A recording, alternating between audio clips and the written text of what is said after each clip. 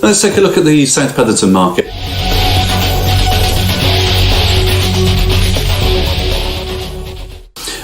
Over the last 3 months, interestingly, the average selling time in South Petherton has increased quite dramatically. This is now up to 171 days. So something quite unusual happening in the South Petherton market.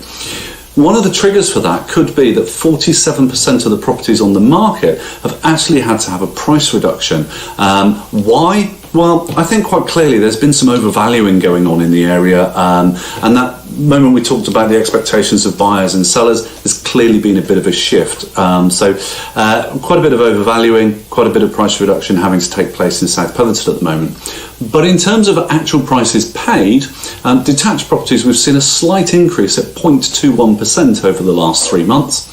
Semi-detached have been performing similarly with 0.34%, but interestingly, terraced properties in South Petherton are doing really well at the moment, and they've been up 1.01% in the last 3 months alone.